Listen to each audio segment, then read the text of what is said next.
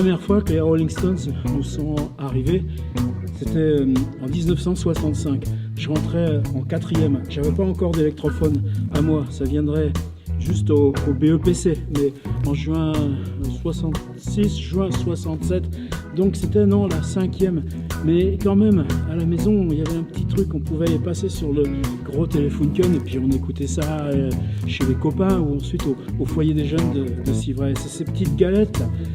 Painted Black, je crois que ça avait été un des premiers.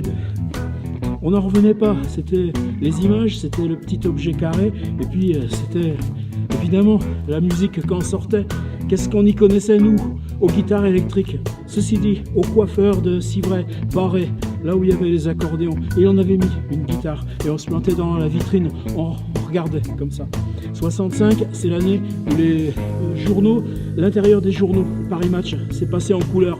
Tout d'un coup, ce qui était loin pour nous, c'était en noir et blanc, eh bien, c'est devenu en couleur. Et il y avait les petits transistors, on pouvait se cacher la nuit, on mettait ça sous l'oreiller, et puis il y avait Pop Club, ou ces trucs, à part on écoutait en secret, mais dingue les musiques qui nous arrivaient. Ensuite, ça a continué. Il y a eu Revolver, les Beatles, il y a eu Aftermath de Rolling Stones, et 68, j'étais en seconde, février 68. Après, il y allait avoir la grève du mois de mai, on irait faire du kayak. Mais l'événement important, c'est Beggars Banquet, leur plus grand disque. Et on réécoute tout le temps. Un an après, en première, la version en live, Get Your Yayas Out. Alors ça n'a jamais arrêté à ce moment-là, les Rolling Stones. Attention, après, à partir du bac, je crois que j'ai eu une espèce de fossé. On s'intéressait à Karl Marx, à la politique, Althusser, et tout ça. Ça gazait pas très bien ensemble. Et puis il y a eu le folk. Le folk, oh wow, alors là on a foncé, mais complètement à fond. En fait, c'est quand j'ai une grande ellipse. C'est quand j'ai publié mon premier bouquin, sorti d'usine, 1982, et que je me suis mis à écrire le deuxième, celui qui s'appellerait Limite. J'ai compris que je ne ferais pas l'économie de l'adolescence. Mais j'avais quoi de l'adolescence? J'avais plus de Solex, j'avais plus mon petit Épaz, il ne restait rien. Et des photos, vous croyez qu'on se faisait des photos, nous? Eh ben, c'est là que je suis tombé sur ce bouquin des Rolling Stones à Marseille, sur un inventaire de bouquinistes. La tête de Mick Jagger, la tête de Keith Richards, tous les deux devant le micro. Et je me suis souvenu que c'est ça que j'avais dans mon casier, en terminale, à Poitiers, ce poster piqué dans Rock and Folk ou dans Best. Et puis, j'ouvre le bouquin, et là, je m'aperçois que c'était pas du tout ce que j'avais pensé, qu'ils avaient une histoire, qu'on les avait grandis de 5 ou 6 centimètres, que Keith Richards, il avait été enfant de cœur. Là, j'ai compris qu'il y avait un vrai chantier. Alors, j'ai écrit Rolling Stones, une biographie. J'ai mis 15 ans à faire ce bouquin. Il s'est vendu, mais j'en suis hyper fier de ce bouquin. C'est une espèce de biographie circulaire. À un moment, vous arrivez, tout ce que vous allez encore à devoir raconter, vous vous en êtes servi avant pour travailler les projectives et tout ça. L'idée de la biographie comme livre circulaire. Waouh! Il fallait continuer, aller plus à fond. J'ai écrit mes conversations avec Keith Richards. Simplement, vous croyez que ça parle des Rolling Stones? Non. C'est de l'art, de la philosophie, la réflexion sur soi-même. Parce que des gars comme Keith Richards, il a 10 ans de plus que moi. Depuis longtemps, vous croyez qu'il a 10 ans de plus que moi?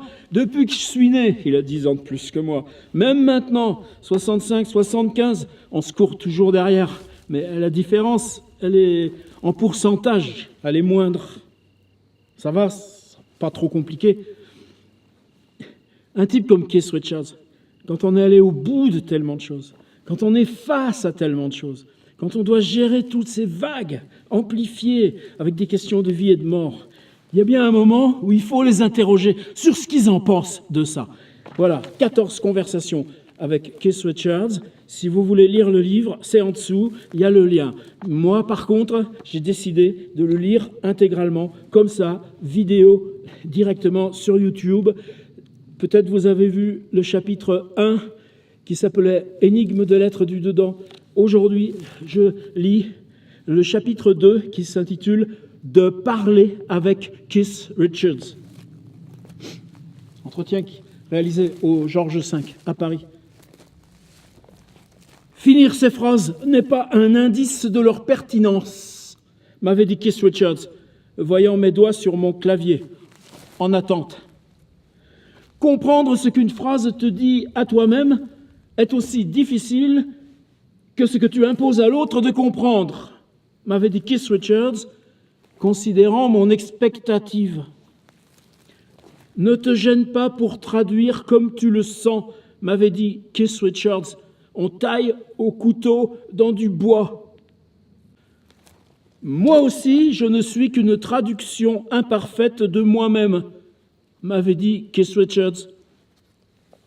Qui te ressemble, tu n'as pas besoin de traduire, quelle que soit la langue, m'avait dit Keith Richards. Ainsi, je comprends très bien Johnny Hallyday. Ce qui est plus difficile pour ce qu'on dit, c'est de s'en souvenir ensuite, m'avait dit Keith Richards. Le mot philosophie fait plutôt rire un guitariste de rock and roll, jusqu'au jour où il comprend appartenir lui-même à ce mot, m'avait dit Keith Richards. Que tu sois libre d'interpréter mon silence ou la coupe de mes phrases est aussi ma philosophie, m'avait dit Keith Richards. L'abîme dans une langue devient lave dans la langue de l'autre. Voilà qui correspond aussi au travail du guitariste sur la scène, m'avait dit Keith Richards. Tu pourrais écrire, là tout de suite, une phrase qui remplace le fait que je ne t'en dicte pas une nouvelle, m'avait dit Keith Richards. Et je l'ai fait, la preuve.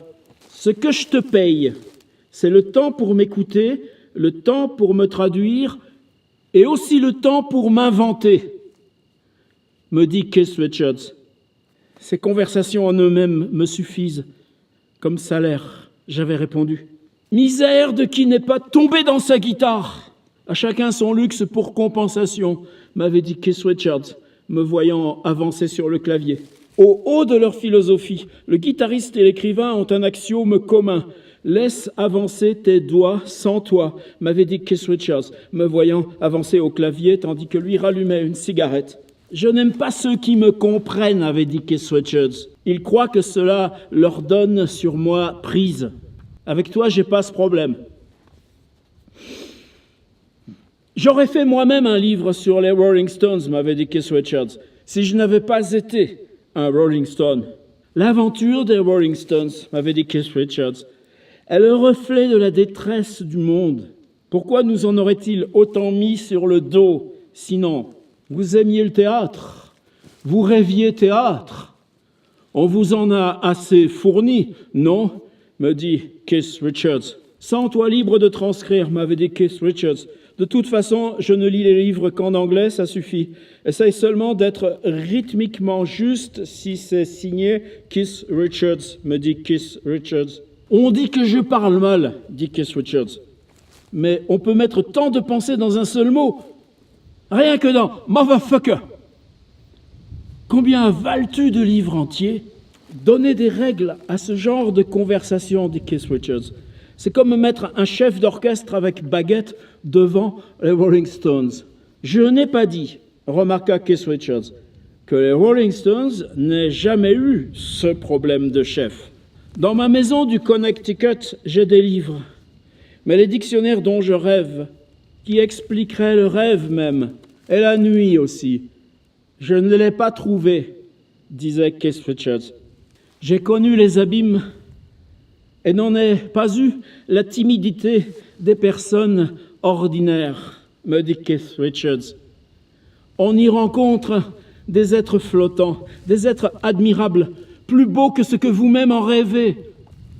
Arpenter l'abîme supprime l'idée qu'en sortir aurait un intérêt quelconque, m'avait dit Keith Richards, et ainsi du rock and roll. Amitié pour ceux qui viennent te prendre par la main pour échapper encore une fois à l'abîme, m'avait dit Keith Richards. N'importe qu'elle soit née du jour et qu'ensuite elle se taise. Je n'ai jamais eu confiance en la parole, m'avait dit Keith Richards. Et ceux qui écrivent, ils n'ont pas de corps. Quand on écrit de la musique, on l'écrit de son corps contre la nuit. Ne crains pas l'incohérence, m'avait dit Keith Richards, mais tords-lui le cou quand un instant Elle cherche à devenir stable et appelle cela rock'n'roll. Je suis l'incohérence vivante, m'avait dit Keith Richards. Le mot qui compte étant le deuxième. La preuve de l'infériorité de ta littérature, m'avait dit Keith Richards, c'est qu'elle ne saurait pas inventer Keith Richards. Le rock'n'roll, si. Le grand événement de ta vie aura été ces conversations avec Keith Richards. Ça mérite bien que je te laisse en écrire les phrases. Remarque que je pourrais en dire tout autant de Mick Jagger, me dit Keith Richards. Est-ce que Johnny Hallyday m'aurait posé les mêmes questions que toi? Demande-le toi à nouveau, me dit Keith Richards. Quel musicien n'aurait pas respect impératif de sa précision technique, me dit Keith Richards. Applique-le aussi à ces phrases que tu m'accordes. Comment j'aurais pu dire avoir lu Zarathustra sans passer pour un pédant? Alors maintenant j'ose, je te paye pour ça, me dit Keith Richards. La folie de Zarathustra est uniquement due à ce que personne à l'époque ne pouvait lui parler de rock'n'roll, me dit Keith Richards. On dit bien Zarathustra, hein? La pensée par énigme convient forcément aux musiciens, dit Keith Richards, puisque ce qu'il fait va au-delà de ce qu'il sait. Si pendant 25 ans, tu as pensé à Keith Richards sans que Keith Richards pense une seconde à toi, alors vas-y, prends ta revanche, me dit Keith Richards. Keith Richards est la signature intérieure de ce qui, à l'intérieur de toi, va au-delà de toi, mais ça vaut aussi pour moi, me dit Keith Richards. La séparation progressive d'avec le monde ne t'induit pas à le voir de plus haut. Juste qu'il y a plus d'espace depuis le niveau même où tu l'embrasses, haut comme la Seine ou bas comme tes dérives, dit Keith Richards. J'ai vécu vite.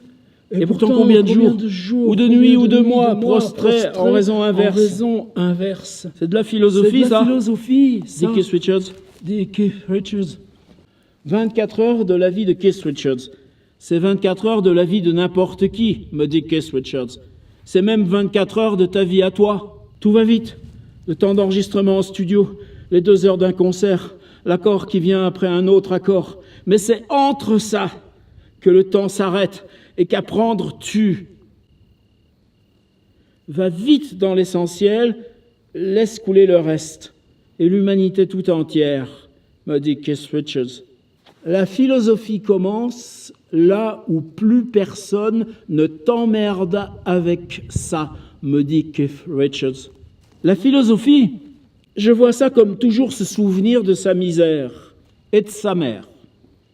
Ou dis-moi le contraire, dit Keith Richards. J'aurais aimé penser le mouvement, la matière, penser la pensée. On a le droit de dire ça. J'aurais aimé être en philosophie ce que je suis en guitare, me dit Keith Richards. Qui est artiste parle forcément en philosophe, dit Keith Richards. Cite-moi un philosophe français et le premier nom sera Johnny Hallyday. Traduis donc en français. Mr. Keep Rigid of a Good Old One, the Human Riff, sans compter Keith Richards. C'est quand on t'invente des noms que tu deviens légende. T'as quoi comme surnom, toi?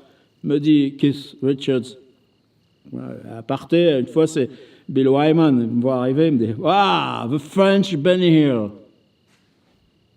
J'avais surnommé Johnny Hallyday « The French Stonehenge », me dit Keith Richards.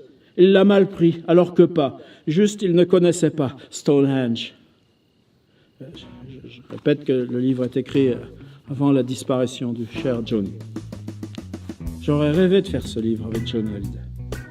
The Rolling Stonehenge. Ça n'aurait pas marché pareil, me dit Keith Richards.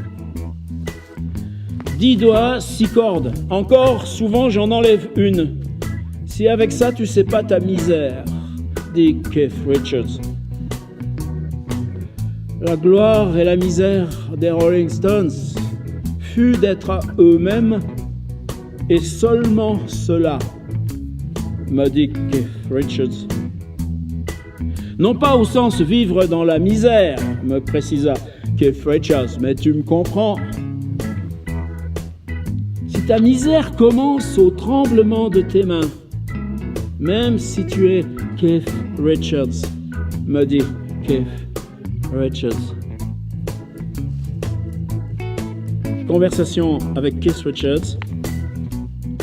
Chapitre 1, lien via sommaire des vidéos. Chapitre 2, de parler avec Keith Richards. La prochaine sera le chapitre 3, solitude. Pour être auteur, si on veut que nos livres soient lus, faut qu'on se bagarre. Eh ben, je me bagarre.